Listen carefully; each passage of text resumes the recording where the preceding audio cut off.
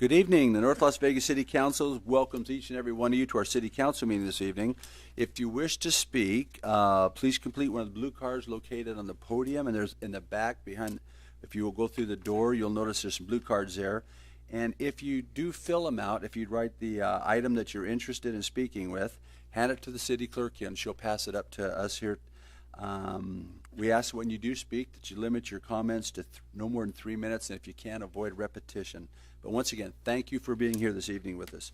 Madam City Clerk, are we in compliance with the open meeting law? We are in compliance. Great. Tonight, our invocation will be given by Pastor Dr. Matt Butler of the Grace Point Church, followed by the Pledge of Allegiance by Desne Puga, Rancho High School Senior. Please come forward. Let's bow our heads and pray together. Heavenly Father, we want to start off by saying thank you. Thank you for your numerous blessings. Thank you for the life that you give us each day. In Scripture, you have said that citizens are to obey the governing authorities, since you have established those very authorities to promote peace and order and justice. Therefore, I pray for our mayor, for the various levels of city officials, and in particular, for this assembled council. I'm asking that you would graciously grant them wisdom to govern this great city. I ask that you would grant them discernment, help them to discern the needs of the people, grant them confidence in what is good and fitting, and also the ability to work together in harmony, even when there is honest disagreement. God, I pray for the agenda set before them today. We ask for a great measure of wisdom, discernment, and grace today and the days ahead. Please give us an assurance of what would please you and what would benefit those who live and work in and around our beloved city of North Las Vegas. God, please bless our time together. In Jesus' name I pray. Amen.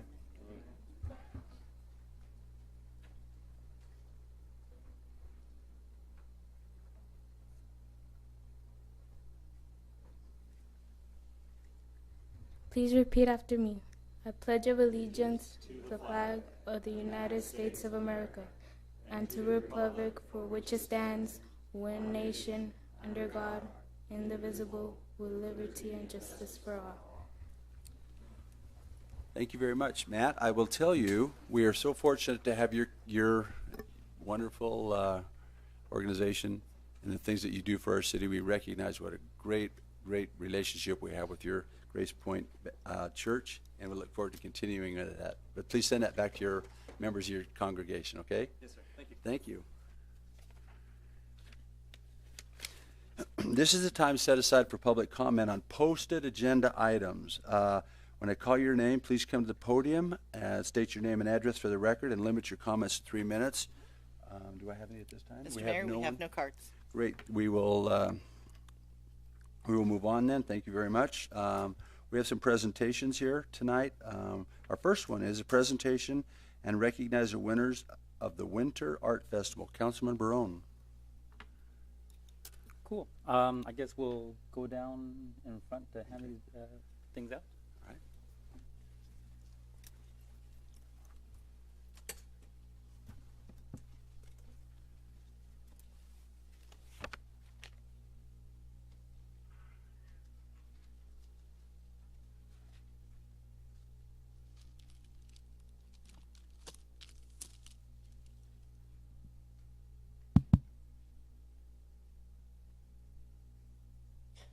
Thank you, Mayor, and thank you, my colleagues on the City Council, and I want to thank everyone who's down here. I'm really excited, of course, to be able to give out these awards. Quite frankly, the City of North Las Vegas, to our knowledge, has never had an art show, much less something that we can present awards to. This is our very first time. I know maybe we had a few things that didn't go exactly the way we wanted to, but we promised that in the coming shows and the coming years, there's something we'll all look back upon. I think we'll be proud, and I'm hoping that the people who are awarded today and everyone who participated will also look back and say, you know what, I was part of the very first bit of the art program for the City of North Las Vegas, and I thank everyone from the bottom of my heart who participated. I want to go ahead and get started with these awards. I want to start with the student awards. If you would hold your applause until we're done, and then we'll take a couple photos and move on to the next group. The third place student submission award of excellence goes to, oh no, this is the student submission award of excellence. I'll take that back. I'll just go ahead and do this one. Ms. Daisy Diaz. Is Ms. Daisy Diaz in the audience? She's not? Okay, well, she got her award of excellence for hers. I think it was Untitled. So, okay, so I guess a little bit out of order, but that's okay. Award of excellence. This will be in the open. Goes to Amanda Wisniewski for walking along the tracks. Please come on up. And yeah, you know what? I guess we can clap. That's a good idea. Congratulations. And I think hers is. It's that way. You know, I'm very. You know what? You know, I did not ask to come up. I'm so sorry. I should have asked her to come up. Our Stone Soup Art Center curator, Miss Kennedy, who happens to be one of my colleagues at Rancho High School. Yeah, thank you so very much. By the way, do we have any board members from the North Las Vegas Arts Board here? Don't have any board members? That's okay. We'll just go ahead and go on.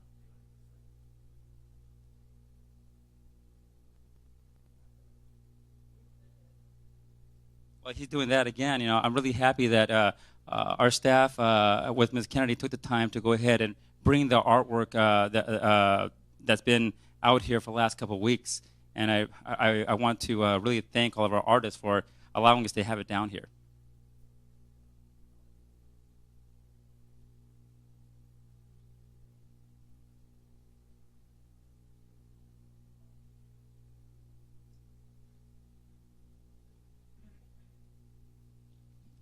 Okay, the next one. This is the People's Choice Award. We had a chance to have people vote on it, and the people chose Nita for Ellen's Dragon. Nita is, of course, one of our members for our center here on Bruce Street, and I met her last year, and I was totally floored by her talent. Congratulations! Plus, she's a Rancho alumni.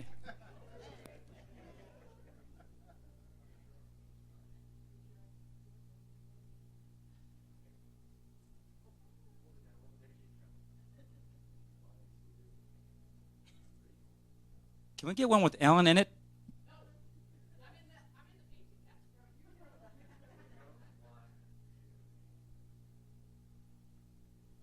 And yeah, she's going to share with Ellen. The reason why it's called Ellen's Dragon is because she's in it. Ellen, I mean.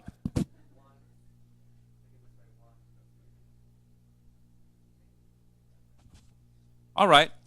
This is the Councilman's Choice Award. This is the one, I'll be honest, I had a soft spot. There's so many that I really liked. There was one done by Ms. Wisniewski that I was actually calling Nancy because it looks like our assistant there on the 9th floor. It was she actually calls it Day of the Dead, but everyone says that it looks like Nancy. And so I was going to award that one, but this one really caught my heart because it's something that it looks like it's the cover of a book that I'd like to read to my grandkids. This one goes to Jorge Betancourt Polanco, The Dream Collection.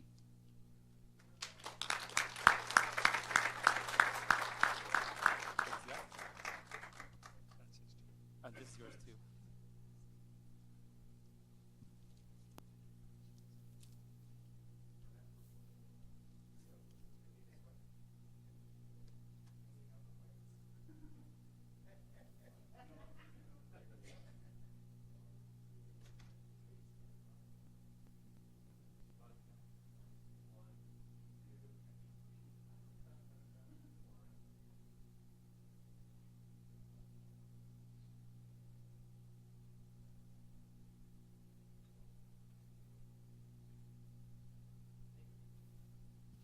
Thank you again.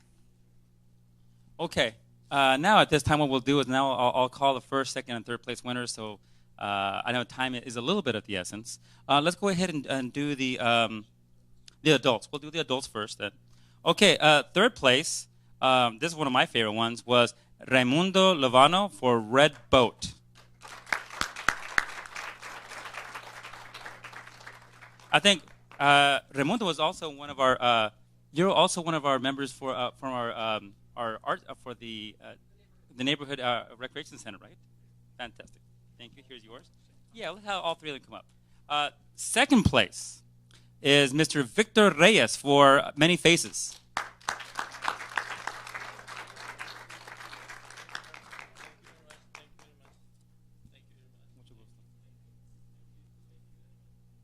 And then, dun, dun, dun, dun, first place goes to Mr. Steve Anthony for Pitty Kitty. I guess Pretty Kitty. Is he here? Oh, yes, he is here.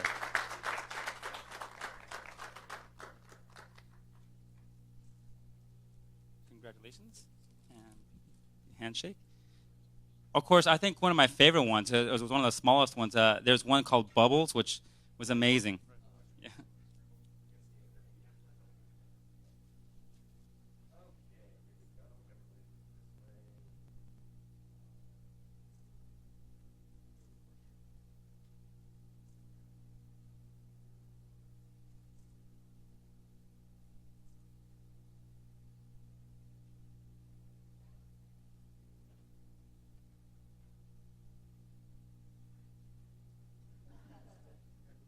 They were fantastic entries, and again, thank you so very much, gentlemen.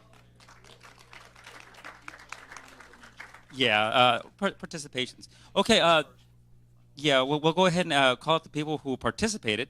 If you please just hold your applause, and we'll have people come up. Certificate of participation, Bernard Paul Brown. Is he in the audience? Bernard, come on up, please. And then Marlon, is it Boyasos? Marlon? Okay, he must not be here. And then Natalie Beck, Miss Beck. Natalie Beck, she's not here. Okay. We had lots of entries here. Marilyn Bilstein. Marilyn Bilstein. Ah, fantastic. Thank you, doctor.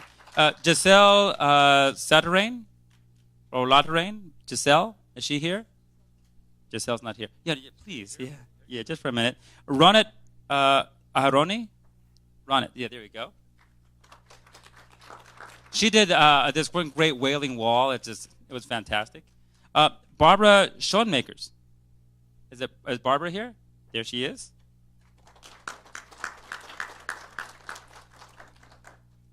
Ida Sperlin. Ida? Not here. Juan Varela. Juan Varela, he's here. You had the jazz musicians, right? The jazz musicians were yours? Los músicos? ¿Cuál era el suyo? Ah, sí. Yeah. That was yeah, me acuerdo. Maxine Delisle. Maxine? Oh, she's here.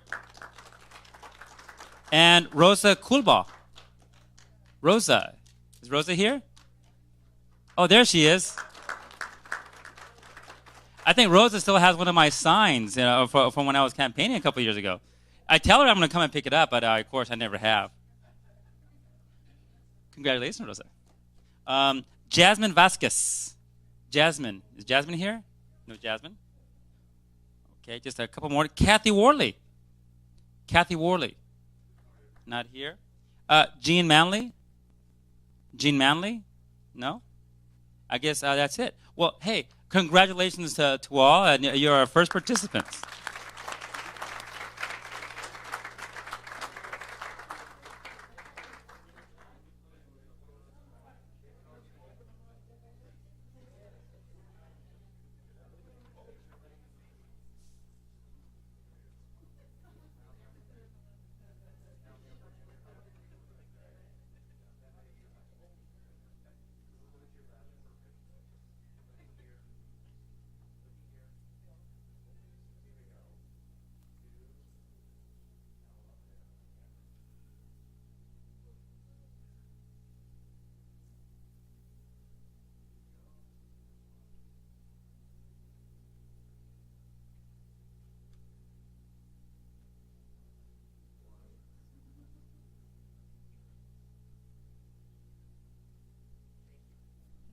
Thank you so very much. Thank you. Thank you so very much for participating. And of course, next year, we're going to have even more participants. Thank you. So happy to see you. Thank you so very much. Thank you so much. Okay, finally. Whoa, I'm sorry, yeah, one more. These are the last three. Okay, the last three here. This is the student division. In third place, we have Teresita Briseño for Alone. Is Teresita here? Oh, that's too bad. She even, you know what? She even colored her hair just for this, and I'm so sorry. She's one of my students over at Rancho High School. I know her very well. I didn't tell her that she was winning, of course. Heather Vasquez for Missile Shoe, I think it is. Is Heather here? Hey, and I thought she had just misspelled it because I correcting student work all the time, and so I thought she had misspelled it, but it's actually Missile Shoe, not mistletoe like I thought. I'm gonna get that fixed. And first place goes to our reader for today's Pledge of Allegiance, Miss Daisy Puga, and her work is Burr.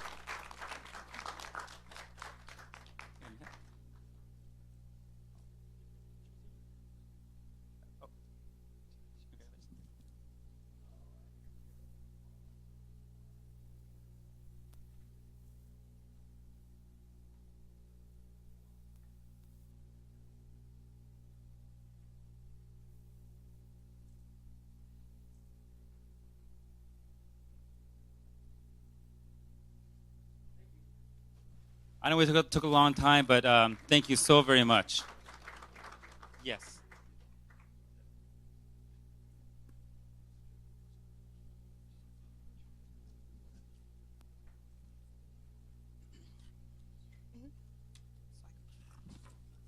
I'd like to call up Robert, which I know him as Bob, and Sandra, and I know her as Sandy Ellis. Would you two come up, please? And I am extremely honored to present this proclamation to the two of you. And just for the records, the school that they support just happens to be the school that I work at. So they didn't know that at the time. So I just want to put that out there. But I am just so appreciative that you adopted Lomi Gray Herd Elementary School on Nellis Air Force Base and all that you do for those military babies on a daily basis. So thank you from the bottom of my heart. And also I know you do a lot for Rancho High School as well. So we appreciate that.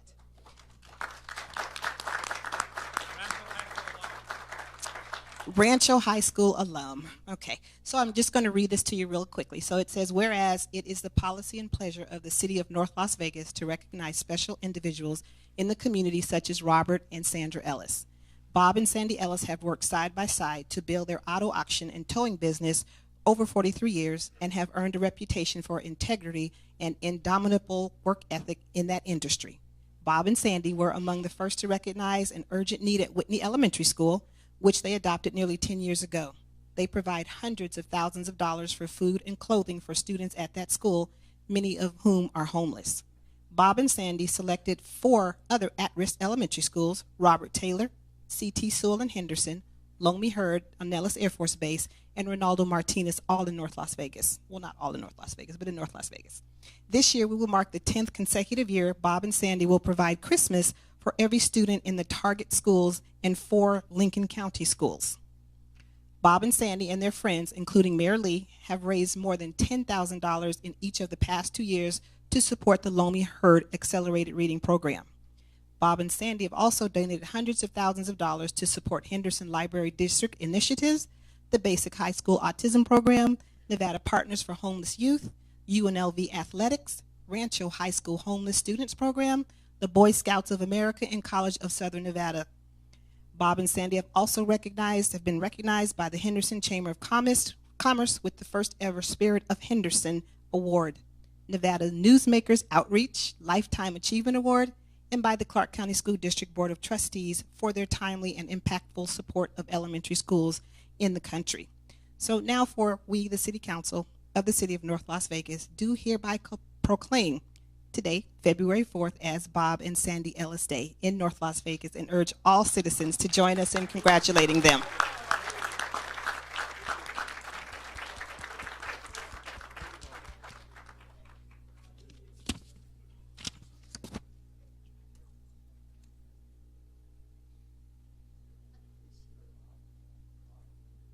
Would you all like to say anything?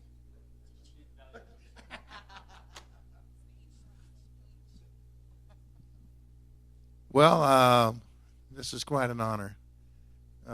But it's not me and Sandy that the heroes. It's the teachers. I mean, we got two teachers right here. We're proud to be able to afford to help these schools, but the teachers and the principals, the volunteers, the staff, they see the problems with these kids every day, and if it wasn't for the folks being involved and the grand folks and volunteering to help these kids wouldn't have a chance. And I learned from Senator Patricia Spearman that if kids don't learn to read or write by the 3rd grade, is how they come up with how many kids are going to be in juvenile hall, in jail, and then in prison. So it starts here, and this is a great town. I mean, you guys got a beautiful, beautiful, great council, a great mayor and all that stuff, and you guys ought to be proud. You got Mitch Fox here now helping. So you ought to be proud of your city, which I think you are. It's not the old North Las Vegas that I knew. This is a great tribute to the city council and the mayor. So and thank you. Maybe can I turn this in to Jerry's Nuggets since it's Bobby Ellis and Sandy and get a free prime rib dinner tonight? Thank you.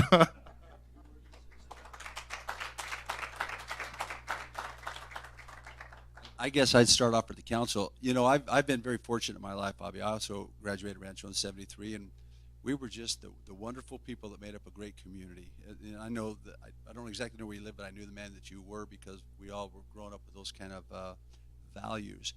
And when I look at you and I see what a benefactor you are to so many wonderful people, a lot of people ask you for support, but you keep your eyes open for places where people don't ask and they're struggling and they're trying, and you go, I can help those guys, you know, and you locate those. I recognize, Bobby, that you have worked your way, knowing your past through Paul Christensen and our other dear friends, how you have worked yourself to the top. But I don't think people understand what the top really means to people like you and I. The top is when we get to a point and we have enough and we can have a good, healthy meal every night, we reach down and we help others up. You dignify what the top is of the food chain, to be a man that recognizes his ability to help others and to make a commitment into the lives of many, many people. So you are a wonderful human being, and we're so glad that you get involved in the governance of our communities and our state, and also in the philanthropy. You are a tremendous American and a great Nevadan. Thank you very much. I'll keep this brief. I'd like to mention, of course, he's doing pretty good for not only for Rancho grad, but he was our valedictorian too. So again, always give a plug for our Rancho alumni. Definitely making their presence felt in the community, and in this case, quite frankly, his help to our school really makes a big difference in life, especially for the homeless kids right here in the community. I think Rancho High School has the highest amount of homeless children in the valley, and the high schools, right? But with people like Bobby Ellis on their side, they're going to make it. Thank you so much.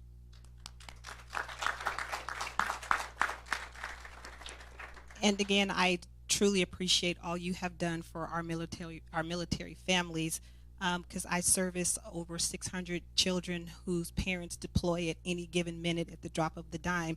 And so knowing that someone is there to support them, your name is mentioned almost daily on the campus of Loamy Herd Elementary School. Children remember, I have on my shoes, I have my toy, or I've reached another goal in the Accelerated Reader program. And so promoting literacy is extremely important. And I second and third what you said about having children ready to read by the 3rd grade so that they can be successful for either college or career once they reach that age. So again, thank you from the bottom of our hearts.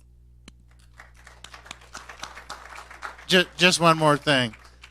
I was invited 2 or 3 years ago, me and my bride, my wife here, 50 years by the way, and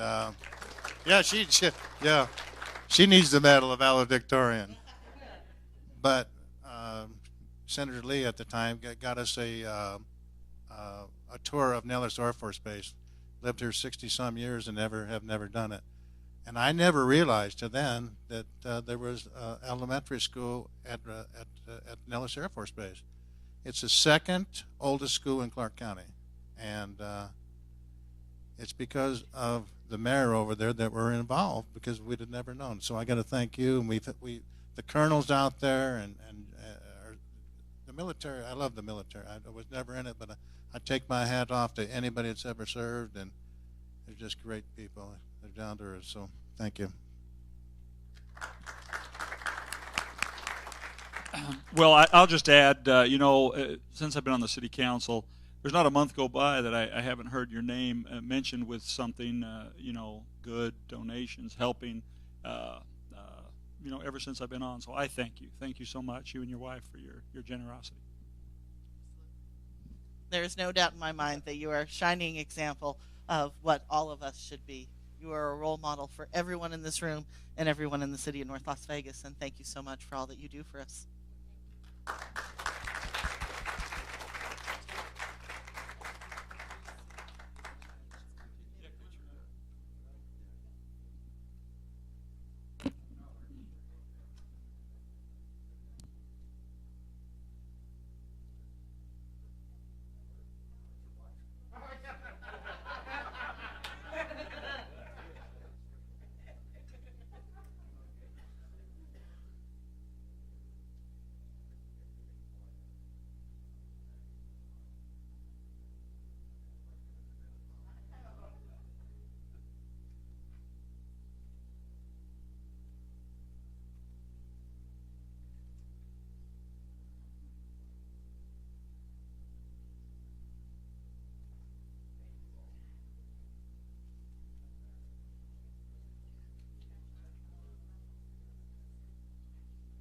We're going to take a 1-minute recess, so if the art people want to get your stuff or go home, we'll give you a chance to get your material, okay? Thank you. We'll take a 2-minute recess.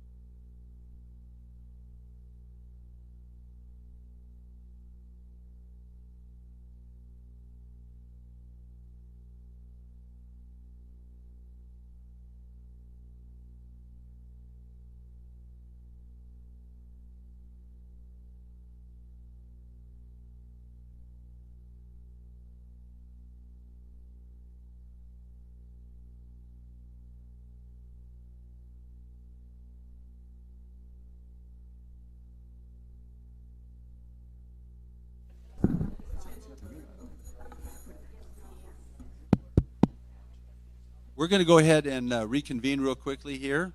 We have a wonderful opportunity to make a presentation to our library district. And Mayor Pro Tem, would you do this? I will be more than happy to.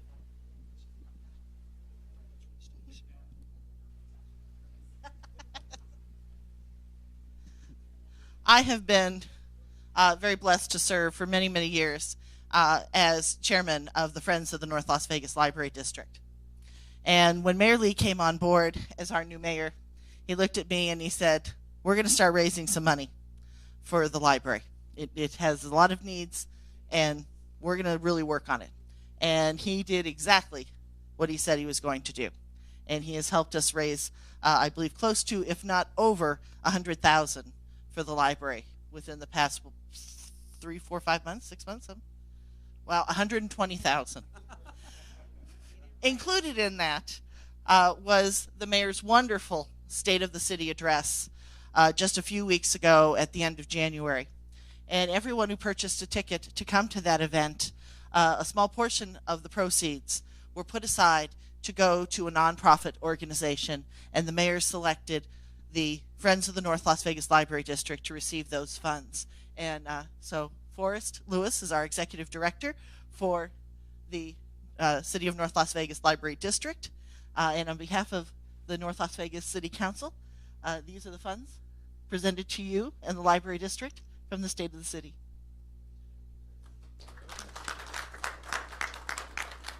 Thank you so much.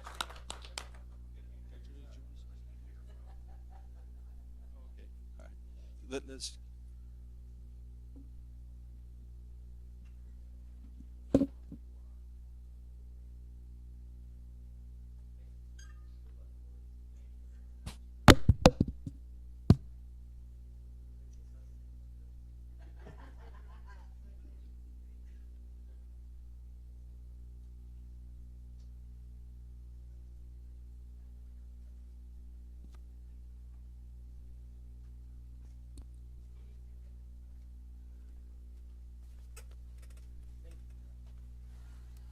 Oh, thank you, thank you, thank you.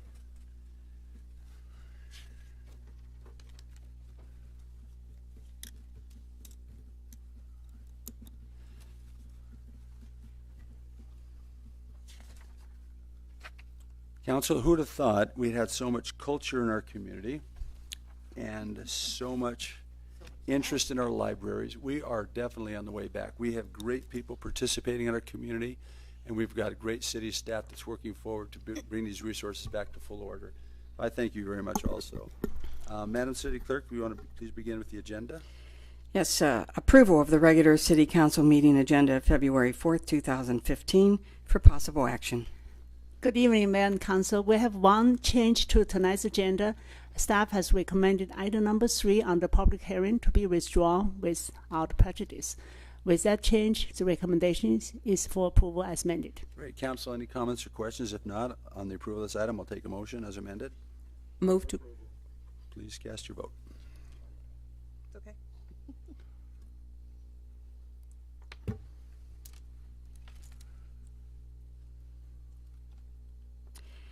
The next item is set future public hearing dates. Set date on any appeals filed or required public hearings from the City Planning Commission meetings. Madam City Clerk, I so direct you to set any appropriate dates. So noted, Mayor. Thank you. Under public hearings, item number 4, VAC 0914, Goldfield 2, an application submitted by William Lyon Homes, Inc., property owner, to vacate a portion of right-of-way next to Lone Mountain Road on property generally located approximately 380 feet west of North 5th Street and north of Lone Mountain Road, extending west approximately 240 feet for possible action. Thank you. We'll open a public hearing on this item. Please state your name for the record.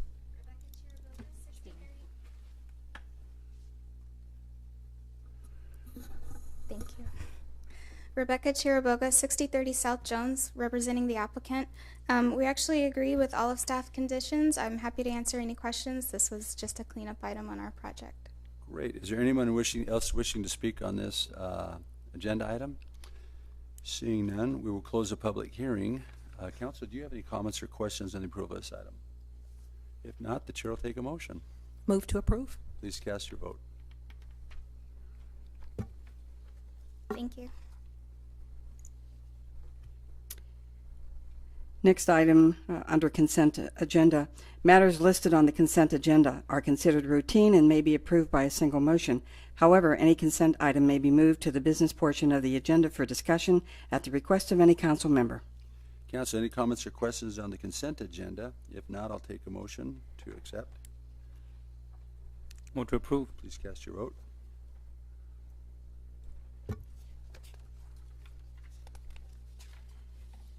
First item under business, information technology. Oops, I apologize. We're waiting for.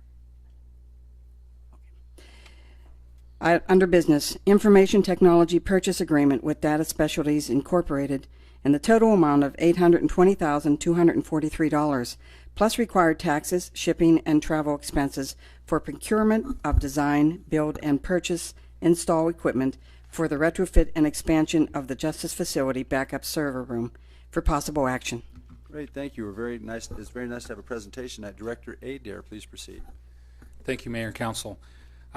We have the privilege of having Adam Cohen and Terry Fletcher here tonight. They are responsible for our IT functions, both the infrastructure and the applications. And tonight we have a presentation by our project manager, Adam Cohen, who is presenting tonight on the IT infrastructure refresh and redundancy and relocation project that you're aware of that we started at the time that they relocated the police building. So with that, I'll turn my time over to Adam for the presentation. Good evening, Mayor and Council. Thank you for letting me present tonight. First off, a quick recap of why we're doing this. The city is highly dependent upon technology, whether it's dispatchers checking in on safety of officers or people checking out books in the library. Applications are everywhere. And these applications, they run on computer servers and networking that require specialized server rooms to be placed in. You can't just place these servers underneath your desk like you can a PC, for example. And for many years, the city has had issues with their server rooms. They were never designed properly. They were failing. Our network environment was failing. And we had to address the police department going away, which is where our main server room was. So for the current fiscal year, a $2.3 million CIP project was put together to address these long-standing issues. I came to council on May of last year to overview phase one of this project and seek approval. And that consisted of going to Via West to house our critical equipment, acquiring and integrating 4.5 miles of dark fiber so we can get from the city to Via West where our servers were going to be stored, acquiring Cisco network equipment to be able to get networking going to Via West, and also to move our core equipment to Via West. So at Via West, we developed a 5-year agreement with them to house our equipment with the option to house it for up to 20 years. We set up a 500 square foot cage, secured cage, and we also installed 12 cabinets, a cable ladder rack, and power distribution units. And this is a picture of our cage itself at Via West. Before you get to this point, there's a lot of security checkpoints that you need to go through. But you can see it's very secure. There's even a roof on the cage, and the tiles are sealed down. There's a camera in there to record everybody going in and out of it. There's two-factor authentication, so you need to use like a thumbprint and a proxy card ID to be able to get into there. And we filled it with 12 cabinets so far, and we can expand it to another 8 cabinets as well. With Zayo, we oversaw the installation of 2 paths of dark fiber, so if an accident were to occur, on one path we still have another means to get there, to get to our data. Public Works helped out. They spliced that fiber into our existing network, so thanks to Jeff Frills and Eric Judd for the work on that. And it took us a couple of weeks to figure this out. We had some complexity, and we got that going. For our networking gear, our core network was over 15 years old, which is very ancient in computer terms. If you can imagine having a 15-year-old PC that's on the fritz all the time. So we acquired Cisco gear from Dyntech and Services, and we came in overnight a few times to reduce the disruption in the city business to put the network gear in to replace that. We turned on encryption between the city and Via West, so if you had a hacker or a criminal trying to sneak in and sniff our network communications, they wouldn't comprehend it because it's all secure. And we also configured and installed 8 top-of-rack switches.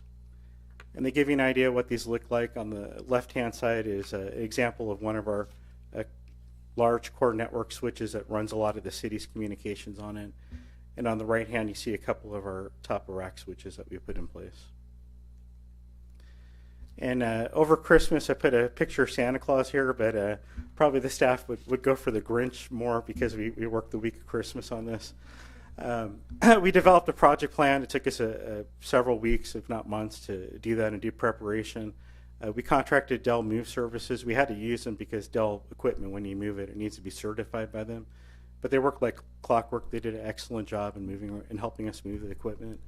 We set up temporary servers because we're going to have a 72-hour outage, and you can't have like no arresting people or booking people over 72 hours. So we spent a lot of time. So we didn't disrupt business as much as possible. And during the week, there was over 200 extra hours on top of our regular hours put in to move the equipment. And there was help from the police department, IT, utilities, IT, and support from municipal court as well. So everybody really came together that week to make it happen. And our thoughts on this, we were successful, we were on schedule, we were on budget, which is always a good thing. We have a very dedicated and hardworking team. I have to give them kudos all the time because they really made it happen. Our long overdue network refresh that has been over our head for many years was done. Our core server and storage equipment is now in a proper server room environment, which means more stability for the city and all the systems that we depend upon. We have a couple things to do, a couple more servers to move and to configure our backup servers. So now we're going to phase 2, which is regarding the agenda item that's coming up. The core of this is to expand and retrofit the Justice Server backup server room. Also, the police department will be seeking funding and approval to move their radio and 911 equipment into this room. We need to vault the fiber optics that go into the old police department station because it's critical infrastructure that we still need to use. And we need to acquire some more storage space as well. So with all these great things about Via West, why are we building this backup server room? Well, first of all, you need a stable point to be able to get to Via West. You can have the greatest thing on the other end, but if you don't have a reasonable starting point to get there, we'll be in trouble. We also need a safe place for backups. With IT, it's a lot about redundancy, having backups, making sure you're safe, and being able to have an environment to bring up emergency systems. So that's a core function of this room. But we're also going to keep some core systems. This is the primary server room for some core things, like our telephone systems, a lot of our network connections that we spent many years putting in there. Our police 911 system needs to be by the dispatchers. And we have radio systems that the police use quite a bit and other entities that's critical and needs to be housed properly. So this room, it's kind of like the Goldilocks room. It's not too much, not too little. It's just sufficient for us to get through this. We're not rebuilding Via West or Switch or anything like that. It's just sufficient to get us going.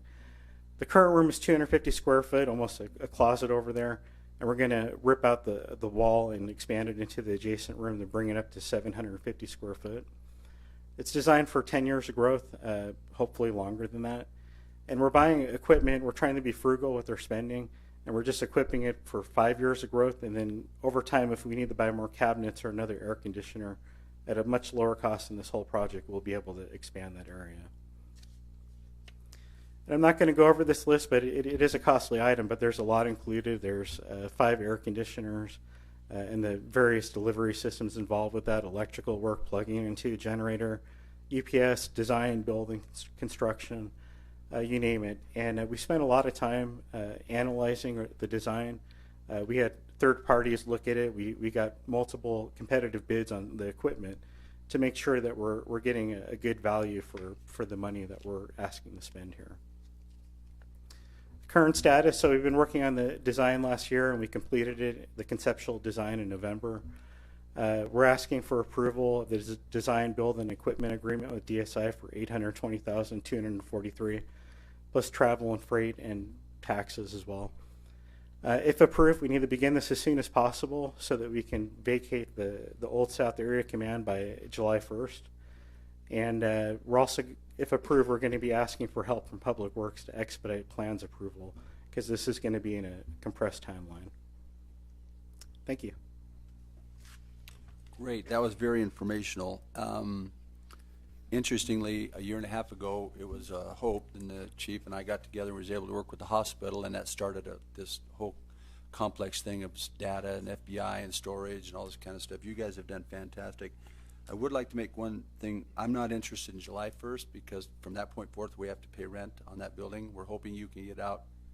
Can I commit you to June 1st or something? June 12th is what we've compressed it to right now, and we're meeting constantly with the police department to do our best. We're gonna give it all our whole effort, just as we've given our efforts for everything else. Thank you. And I know they're working diligently beside you, but at the end of the day, it's really you that make it happen. So it's a group, it's a team. No, I in team. All right, thank you. Director? Mayor, one of the things I wanted to point out here on this that I'm really excited about what's been accomplished by the team so far and what they've got ahead of them is this is literally the foundation of everything that you have in the IT and software and hardware, all the things that you interact and the employees interact with on a daily basis. And it's, you know, any solution's only as good as its weakest link, and oftentimes the infrastructure is where people tend to, because they're such large dollar items, because they require such significant planning and pulling things together, it tends to be the place where you cut the corners. And those corners end up paying later when something isn't able to stay up, if it goes down or has some kind of failure, you have to take it offline in order to improve the facilities where they're at. We've done extensive time trying to make sure that this plan was going to provide a very firm foundation for the future upgrades that we want to do and enhancements to the software, the additional implementation of VDIs and so forth. So this is very important. We are very focused on trying to make it out by June 30th. But one of the things I want to emphasize is that this is the foundation under which the rest of the systems and delivery methods that this city survives on. So I've encouraged Adam and his team to push as hard as they possibly could, but as well to remind them that what we don't want is cracks in that foundation as well. We want it nice and pretty and solid and firm. And very pleased with what they did at the end of the year in moving into Via West, and excited for what they're going to hear. And I think you'll be pleased that you just won't hear as many outages and issues like that you've experienced in the past. Great. Thank you. Council, any questions? Seeing none, we appreciate that presentation. Thank you. Is there any comments or questions? Seeing none, I'll take a motion on this. Move to approve. Please cast your vote. Thank you, Adam. You did a very fine job. Mayor, I just wanted to say one thing. I suspect that Adam already knows that he'll have it done by probably like May, but he's telling you that they won't have it done. So you can have like a Star Trek moment, you know, and he can say, "Captain, don't have the power." And of course, he'll actually get it done beforehand, and then we'll think he's a miracle worker.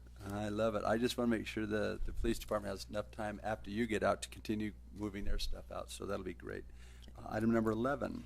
Receive the annual audit report for the fiscal year ended June 30th, 2014 for possible action. Director Adair, once again, thank you. Mayor and Council, this is an exciting thing for me because this is the culmination of a year's worth of work with the team that I work with in the accounting and finance department. A couple of them are here tonight, or they were, or they might be watching, actually working in their offices and watching this on the proceedings online. And to that, I want them to know how much we greatly appreciate that. But we've worked every year. We work very closely with Piercy, Bowler, Taylor & Kearns. They're independent CPAs. They've had a long-standing relationship with the city and have done an excellent job. They handle a lot of municipalities in the valley and are respected for their expertise and experience in that area, and we're grateful to continue to have that relationship. Standing with me here tonight and reporting on behalf of Piercy, Bowler, Taylor Kearns is Cade Stratton. He is the principal and engagement partner on this account and has been working with the city account for, I think, approximately 3 years. We're very pleased to have him working with us and especially appreciate the patience that he and his staff have shown to the city and to our team, particularly as we've worked through with a little less than the normal amount of resources here. So with that, I'd like to turn over the microphone to Cade and allow him to tell you a little bit about the reports. We'll try and keep it as concise as possible. Good evening, Mayor, members of council. First, I want to apologize for my voice. I'm trying to get over a bug right now. Name's Kate Stratton, audit principal at Piercy Buller Taylor and Kern, like Darren said. Here to report to you that we are substantially complete with the audit and are ready to issue our reports thereon. And our reports will contain an unqualified opinion, which is the good opinion that you strive to reach for every year. Just want to take a moment to thank Darren and his staff. When an audit firm comes in to do an audit each year, it's generally a great disruption on their everyday lives. We come in, we demand a lot of documents, a lot of information, and Darren's staff, being as thin as they are, they put in countless hours to be able to get us the information that we needed to be able to complete our audit and issue unqualified reports. And so I just want to take a moment to recognize them and thank them for that effort. And if there's any questions, I'd be happy to take them at this time. Thank you. Any comments or questions? Seeing none, there usually never is at this high level of accounting that we don't understand. But I'll ask you a question. So when we accept this annual report, is this something that we move on to the state and it's from their viewed again? Or what happens to the report? Mayor, when you accept this, I'm a little unclear about the use of the word accept. Obviously, it's an independent report, and there's not really an option to not accept it. That's one of the beauties of the independence that they have. But again, it's a great report, and we're pleased with the outcomes of it. Where we go from here is they will put the ink on the reports now that we've made the presentation to the council in the traditional manner, and then within the week we post this onto our website and make it available for all those interested parties and citizens who are interested in looking at the results of the last year. We also have a couple of opportunities in the upcoming weeks to present to the financial community and to the Department of Taxation and other interested bodies with respect to the results for that year ended. So just briefly, I know that there was a lot of focus put on fund balance, where fund balance would end up. I mean, last year was a very busy year with all the stones that we turned over trying to understand where we'd be as a city financially and trying to predict and project where that would be and what the key factors would be. We came before this council and asked for you to consider for a one-year period of time reducing the minimum fund balance at the end of the year from 8%, as you recall, down to 6% in a mutual effort to try and reach an agreement with our collective bargaining groups. Very pleased that that was resolved. I'm very grateful that the council was willing to accommodate that during that period of time. The ending fund balance for the general fund for the year ended June 30, 2014 was about $8.1 million, or about 7.2%. So not to the bottom of the range and not certainly above the range. Obviously, the results being in that area was a result of a lot of hard work across the city in trimming and pruning the costs in their departments, and so we're grateful for their efforts, but wanted to let you know that that wasn't a decision that was wasted on your part, and we're committed to continue to work to get that back. Thank you very much. I used to fear these things, and I look forward to them. It lets me know that we're moving in the right direction, and we have all the facts out, and everybody understands what they are. Thank you once again, Ms. Stratton, for being here today. Council, any other comments or questions on this item? If not, I'll take a motion to accept the annual audit report. Move to accept the report. Please cast your vote. Thank you.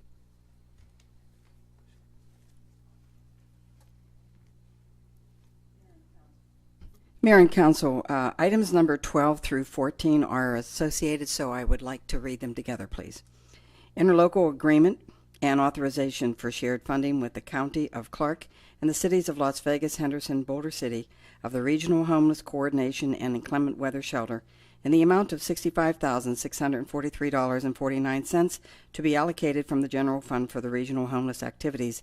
Associated items number 13, Interlocal Agreement for Homeless Management Information System. Number 14, Interlocal Agreement for the Homeless Census and Evaluation.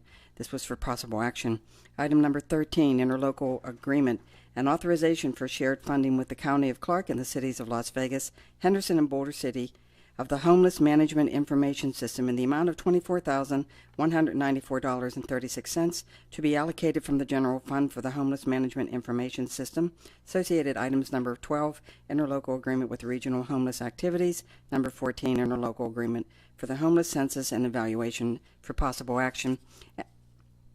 Excuse me.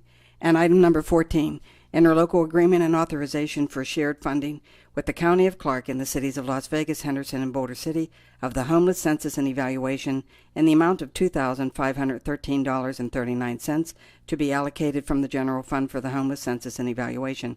Associated items number 12, interlocal agreement for regional homeless activities.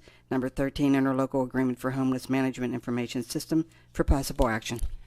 Mayor and Council, I would like to read one change into the record. The shared funding is only for the increment weather shelter.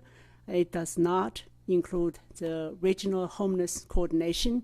Staff's recommendation is for approval as amended. Thank you very much. Councilor, any comments or questions on item number 12? Mayor Pro Tem. Just that, the Southern Nevada Regional Planning Coalition works with these items because they are something that the county and each of the cities needs to play a role in. And it is really the only system that we have right now in dealing with the homeless issue at all. And I can tell you that the inclement weather shelters, when it is 120 degrees outside in the summer and you don't have a place to go during the day, it's pretty tough on our on our streets, whether you're in Henderson, North Las Vegas, or Las Vegas. So I really do support these items because the homeless are a fact, and we need to help in whatever ways we can. So I would recommend approval of item number 12. Great. That's a motion as amended. Please cast your vote.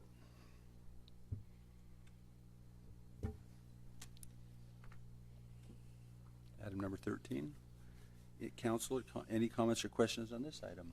Move to approve. Please cast your vote.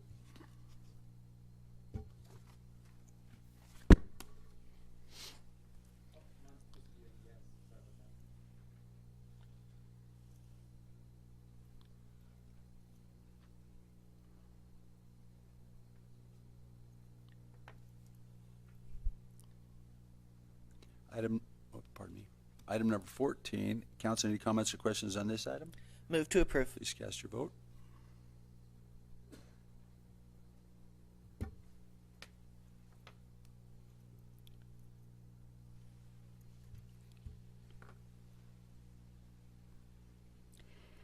Next item, item number 15, allocation of fiscal year 2014-2015 home investment partnership grant funds in the amount of $95,291.32 to Rebuilding Together Southern Nevada for property retrofit rehabilitation of single-family owner-occupied units, and authorize the city manager or her designee to enter into appropriate agreements for approved programs and projects as required for possible action. Thank you. Council, any comments or questions on this item? If not, I'll take a motion. Move to approve. Please cast your vote.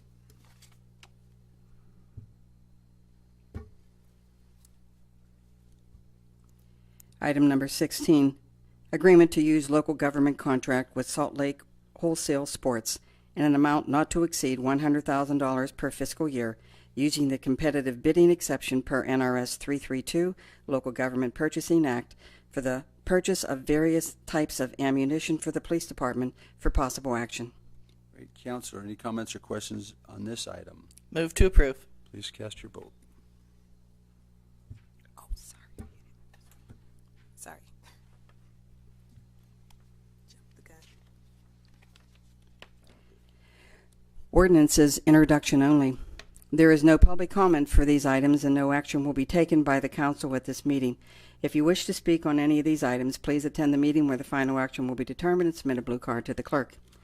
Ordinance number 2699, an ordinance related to zoning, amending Section 010 of Chapter 16 of Title 17 of the City of North Las Vegas Municipal Code by reclassifying approximately 5.049 plus minus acres therein from a C1 neighborhood commercial district to an R3 multifamily residential district, ZN 1514 Madison Palms Senior Apartments for property located approximately 400 feet north of Ann Road and east of Farrell Street, 3150 West Ann Road, and providing for other matters property relating thereto. Set final action for February 18, 2015. Ordinance number 2704, an ordinance of the City of North Las Vegas amending ordinance numbers 1747, 2602, 2683, amending Title V of the North Las Vegas Municipal Code, Business Licenses and Regulations, amending Section 5.02.040, Annual and Semi-Annual Licenses, amending Section 5.02.100, Schedule of Other License Fees and Businesses, providing for the issuance of annual license fees, and providing for other matters property related thereto. Set final action for February 18, 2015.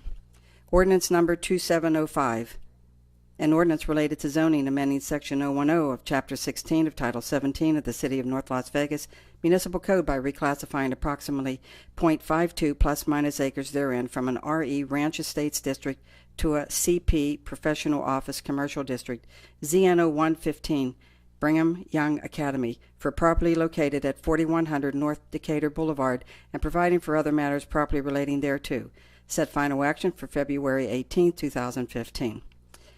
Ordinance number 2706, an ordinance amending Title 17 of the Municipal Code of the City of North Las Vegas related to zoning, ZOA 0115, amending Title 17, Section 17.16.040A, Table 17.16-1, Business Zone Districts, Section 17.16.040E, Purpose Statements for Residential Districts, Section 17.16.040J, Purpose Statement for Obsolete Districts, Section 17.20.010, Table 17.20-1, Permit Use Table, Section 17.20.030, C.F., Table 17.20-3, Permitted Accessory Use Table, Section 17.20.030, F7B3-9, Home Occupations, Section 17.20.030, F7B4-6, Offices as a Home Occupation,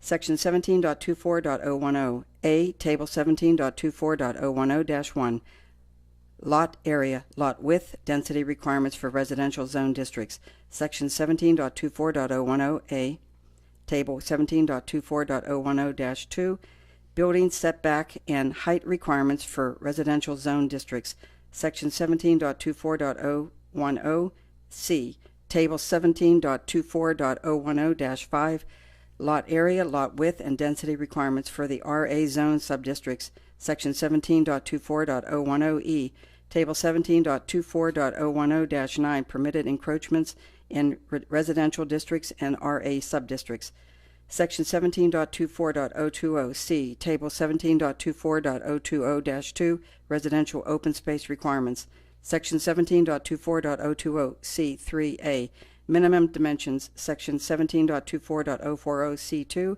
Parking Accessory to a Residential Use, Section 17.24.040C3, Setbacks, Section 17.24.040C6A3, Garages required for single-family dwellings, Section 17.24.050E2H, Cul-de-sacs and dead-end streets discouraged, Section 17.24.050G, Perimeter Sidewalks, Section 17.24.050 I1D, Drainage and Utility Easement, Section 17.24.060 C1, Requirements for Individual Lots, Section 17.24.060 C3, Landscape Parkway Interior Streets, Section 17.24090 C3, Standards, Section 17.24090 D1A, Number of models required, Section 17.24.090 D1C, Garage Placement, and Section 17.24.090 D3F, Elevations and Trim, to amend the provisions and design standards regarding residential development, related standards for home occupations, and providing for other matters related thereto. Set final action for February 18, 2015. We give up. We surrender. Greg, you shouldn't do that. That was horrible to her. Mayor, that was the abbreviated version. Thank you, Greg. Ordinance for final action, item number 21. Ordinance number 2701, an ordinance of the City of North Las Vegas amending ordinance number 2354, which amended ordinance numbers 1429 and 2148, approving an amendment to the August 2nd, 2000 development agreement between the City of North Las Vegas and South Beach Willis LLC for the development of land and providing for other matters properly relating thereto for possible action. Hey, council, any comments or questions on this item? Not, I'll take a motion. Oh, I'm sorry, Mr. Garcia. Mayor, members of council, George Garcia, 1055 Whitney Ranch Drive. Pleasure to be before you. Happy to answer any questions or explain anything if you have any questions. There you go. Council, any comments or questions on this item? Seeing Move none, to approve. Please cast your vote.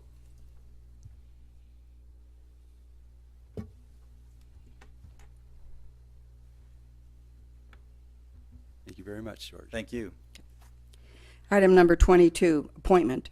Ratification of an appointment of a member to the Veterans Community Commission to fill an unexpired term ending June 30th, 2017 for possible action. Great. Council, this is a ratification of appointment. We received a letter from the Office of the Governor appointing Mr. Robert Borgia, and there is an attached letter. Council, do you have any questions on this? If not, I'll take a motion to ratify the appointment of Mr. Robert Borgia. Move to approve.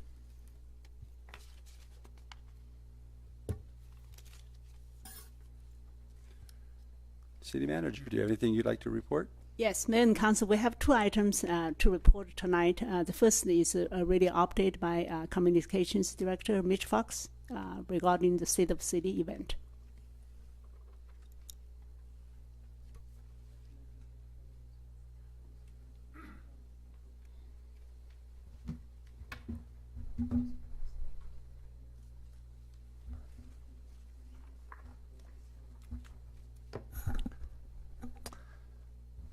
Mayor and members of the City Council, thank you for allowing me to provide you an update on the State of the City luncheon that took place on January 27th.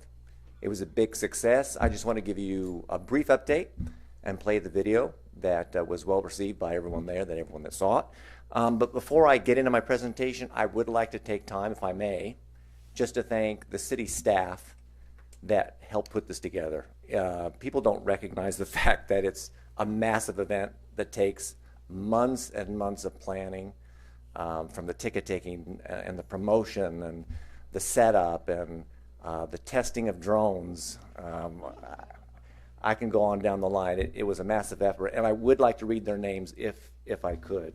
Amanda Dillard, Chantel Pop, Nancy Chavez, Craig Sheeler, Joyce Wood, Donna Gamble, Elisa Bradshaw, and Pamela Dittmar, and they deserve really a clap for all they did.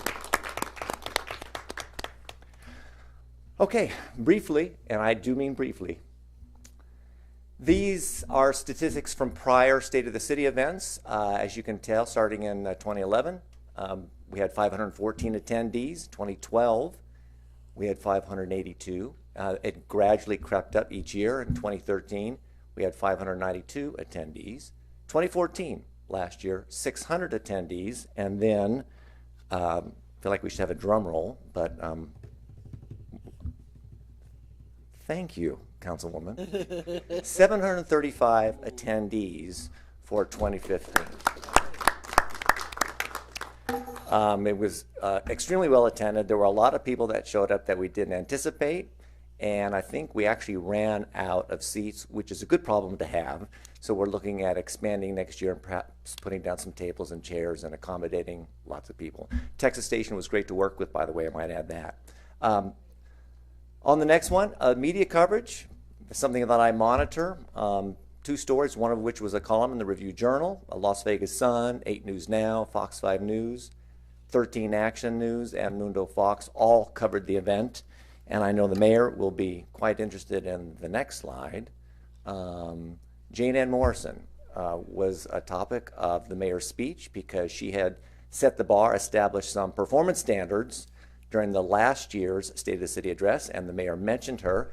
And then Jane Ann was there, and she reported on it in her column 2 days later on Thursday, and she said, NLV Mayor Vision expands, scores big one. I like that.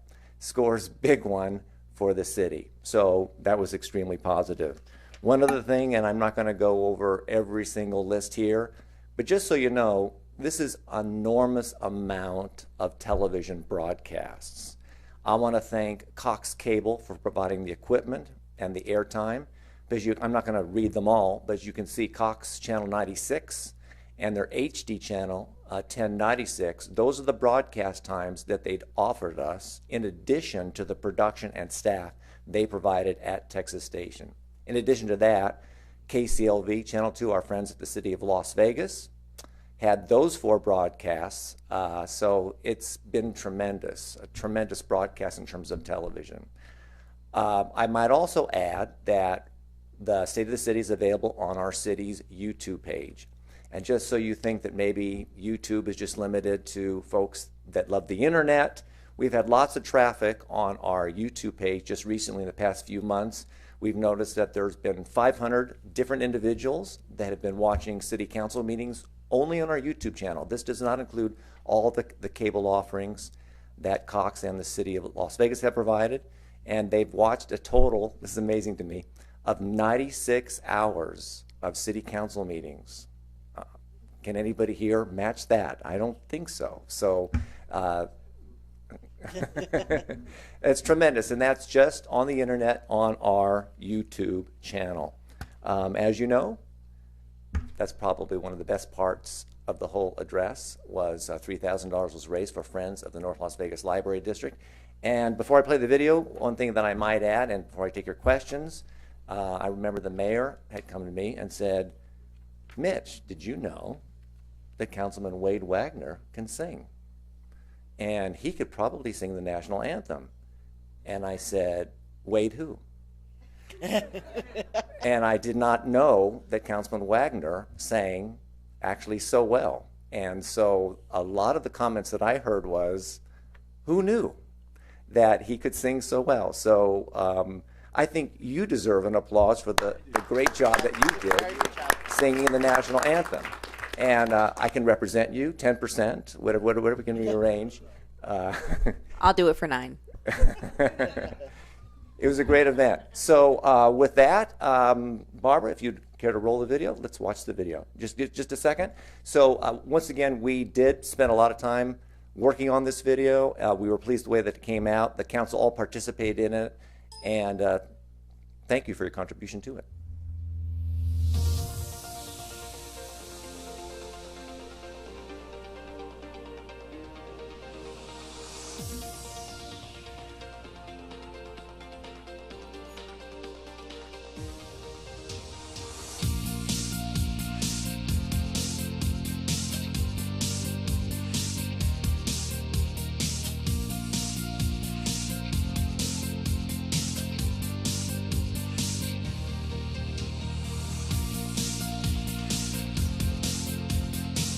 Having our employees come together and settle with us on that big lawsuit that we had.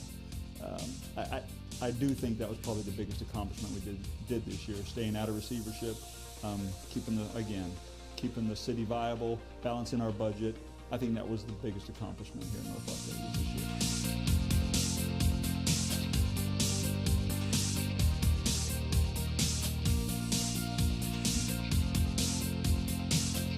We're actually the go-to college, I think, for the city of North Las Vegas. And it's a great partnership with Mayor Lee, the city council.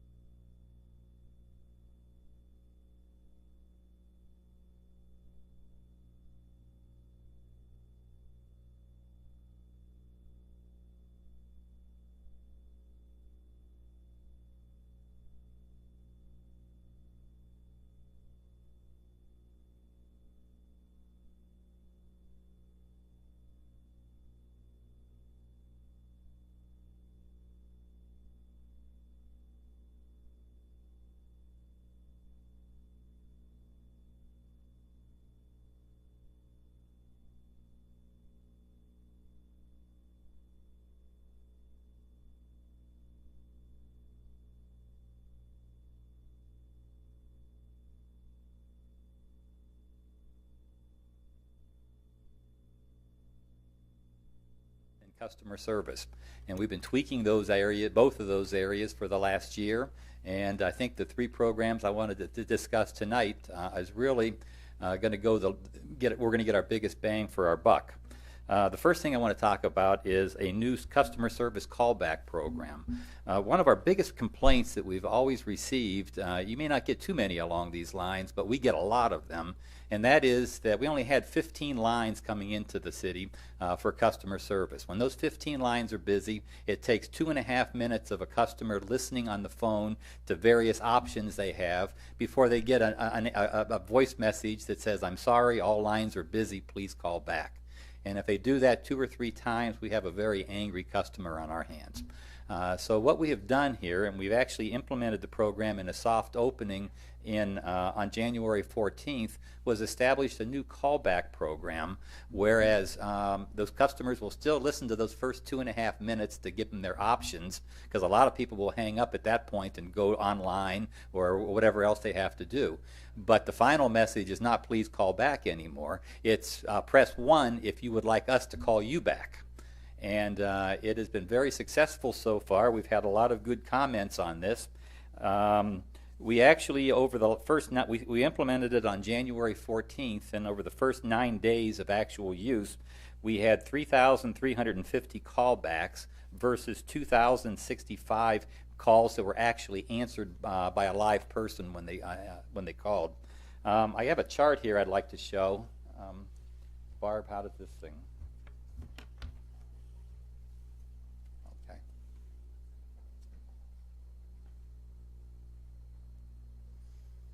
Very good. The chart's kind of hard to read, but I believe council has a copy of it. The items in green are English calls that were actually answered. You can see on January 14th, most of the calls when we first implemented this were answered by a live attendant. The dark green is calls that were answered by callbacks.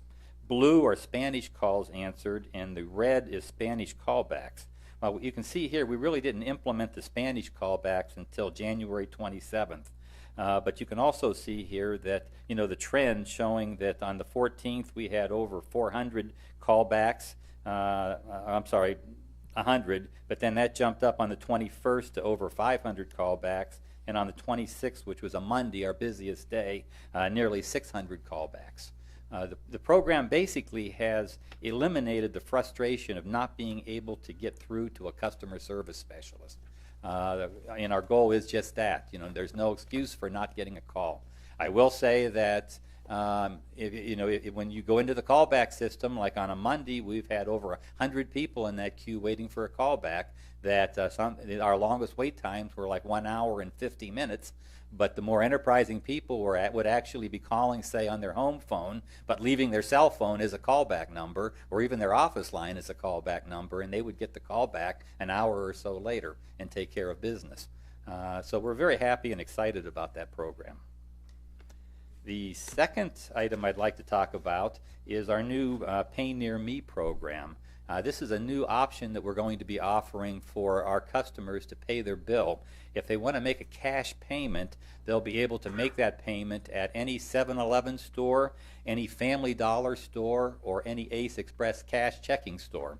And the great thing about this is that this payment will hit our records, our book, within a few minutes of them actually processing it. So if we have a customer who is late on payments, he's afraid his payment, his water may be shut off, but he can't make it to City Hall, he could actually pay at a 7-Eleven, and it's just like he's paying at a cashier down here at City Hall. We're really, excuse me, we're really hoping that and anticipating that what this will also do is reduce the lines of people coming in here to City Hall to pay their bill. There's really no reason to come down here if you can pay it at other places, even 24 hours a day. And how we're going to do that is, this is our typical bill here. What we've added on the front of the bill is a notice that says you can pay your bill with cash at any 7-Eleven, and it shows a barcode. They will scan, you take your bill to a 7-Eleven, they will scan it, and that brings up the account number, and you will be able to make your payment in cash at the 7-Eleven, and boom, that enters our accounting system right away. And that could be at 2 o'clock in the morning if you can't sleep. On the back of the bill, we expand into what you have to do in order to pay your bill at Ace Express Checking or at the Family Dollar stores. The difference is there you have to do a text number, and you can do it with your smartphone right there in the store, but you have to enter a text number, and they will send you a barcode or a digital code to give to the attendant, and they'll scan it right off of your smartphone. So again, this program we expect to go live next week. And there won't be too much advertising at this point. It'll be a soft opening until everybody gets their first water bill, which takes a month in order to get all the water bills. But technically, even today, even tonight, you could go to a 7-Eleven or one of these stores, enter the code that's on, enter the text number that we're advertising, and enter your account number, and you'll actually get a barcode that they could scan, and it'll take it. So we're actually open for business, but we don't have the paper in place to do it yet.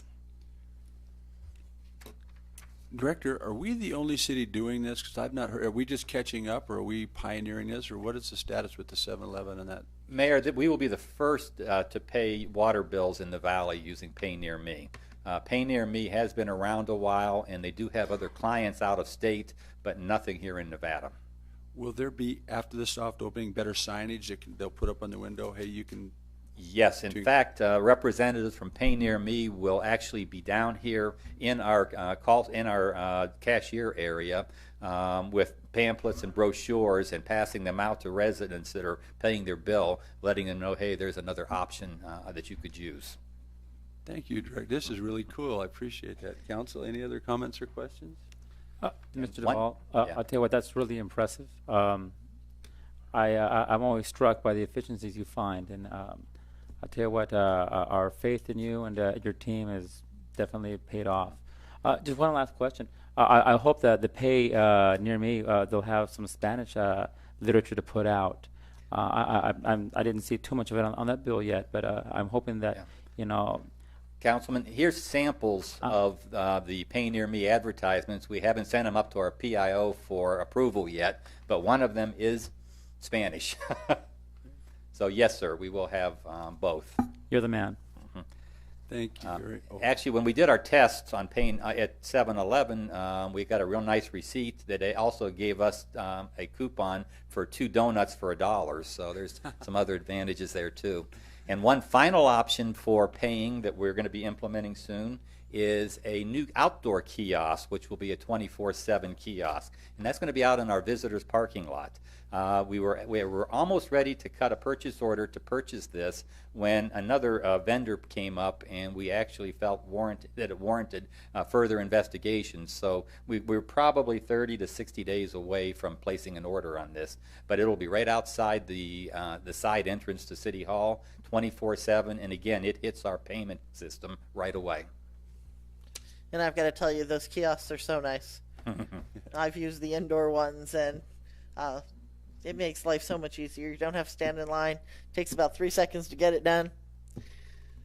So we really are appreciative of all the various innovative ways that we're making it easier for our residents to pay. My staff is always looking for ways. Way to go, Director. Thank you. Just way to go. Dr. Liu, you've got a great staff. Just letting you know, I mean, throughout the whole city, the things you're doing are incredible. Thank you. Any other items you'd like to bring forth? No, that's it. Thank you. Council items. Council, do you have anything you'd like to bring forth at this time? I know I've been beating people over the head with art, but I just wanted to point out that starting next week, my esteemed colleague, Ms. Gwen Brown, Councilwoman Gwen Brown, with some partners from our community, is going to be having the very first ever African American display in honor of African American Heritage Month, and I'm really proud and thank you very much. And if you love art, you're going to like this next one. We're having the next art show in April. Details are forthcoming.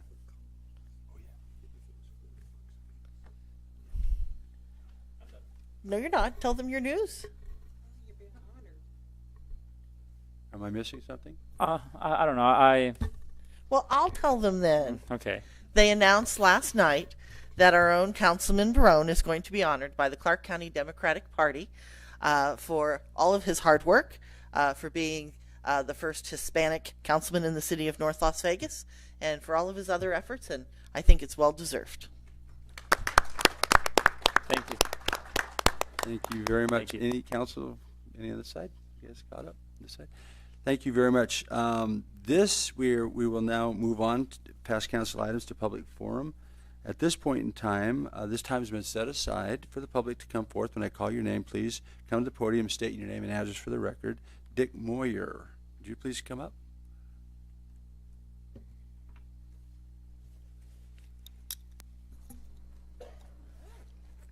Good evening, Mayor and Council. Richard Moyer, 608 Spirit Lake Court, North Las Vegas, Nevada, 89032. I'm a representative of the Nevada Veterans Foundation. Just want to give you an update on our Fisher House project. We had a meeting today. The groundbreaking will be March 27th at 10 a.m. in the morning. The Veterans Administration will be doing the media work, and they will also be doing the invitations. So I just want to let you be aware of that, and because of the positive impact it has in our city. Anything good for North Las Vegas is good for all of us. And then I just have one question. Do we have, or do you, the city of North Las Vegas, have any plan for a Veterans Treatment Court? We have no one here from the judicial system, but our city attorney's here. Maybe she could help us. Our municipal court does not have anything specific to veterans, but I know that when they actually report to either department, they can let, I believe, the marshal know if they are a veteran, but there's nothing specific for veterans. There's not a veterans specialty court. Maybe through the city attorney we might discuss if there's anything going on over there and let you know. Would that be fine? Okay, yes, because I belong to 3 veterans organizations, and we raise funds and we give it to Las Vegas and we give it to Henderson. I want to give some to North Las Vegas. So that's my thought. Well noted. Would you explain to Fisher House? Joe Brown and I were on the phone this afternoon, and we were discussing this. He wasn't at the meeting this morning. That's why he was on the phone. Yeah, he was on with me. But would you explain what Fisher House is to the public that's maybe not in the room right now? The Fisher House is it's a family-oriented facility. Is going to be 16 units. It's now going to be 2 stories because initially it was going to be 16 units, 1 level, but because of the slant of the ground, the work they have to design it with a 2-story because it's on a smaller section of ground now that the veterans or the Fisher House engineers looked at. So it will be 2 stories, 16 suites, takes care of families of military, active military, and any veterans that are at the hospital, either at Pecos, the VA hospital, at also serving Nellis Air Force Base. And I know Nellis wants to have their own, but that's down the road. So, but that's where we're at. It's so it's kind of like a Ronald McDonald House, only instead of for kids, it's for veterans. Because the Fishers get real. Oh, I'm sorry. Yeah, they don't like that. So, but that's exactly, it's for families of the military to be taken. They stay for free, and it's well funded. It's going to be well received. Like the state, the Fisher Foundation has been so impressed with Southern Nevada's willingness and speed to get these funds because 64 houses have been built. No one has ever done it as quickly as Nevada, and that's so. People in Southern Nevada should be thankful of that. So I just want to let you know. And exactly where is the Fisher House going to be? The Fisher House is going to be built right between 215 and the hospital. We're in the process of putting up banners so people will see where the building site is. So March 27th will be the groundbreaking, the official groundbreaking at 10 o'clock in the morning. And on the 28th, we are having a fundraising gala at the MGM conference for the Fisher House. So just be aware of that. The VA will be announcing all of this, and they're going to take care of the media and the invitations. But the gala will be open anyway.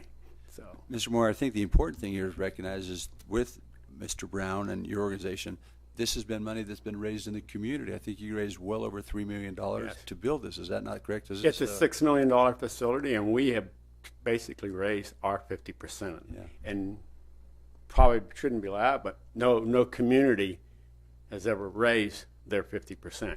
This is the first. That's what can I say? Yeah, we're the first. Champion. Probably the only one. Yeah. But thank you. Well, thank you very for your much. time. Southern Nevada veterans are very lucky to have you guys. They are. Thank you. I appreciate that. Was wonderful. Is there anybody else that'd like to approach the council, bring any items to them? Seeing none, thank you very much for being here. We'll adjourn this meeting.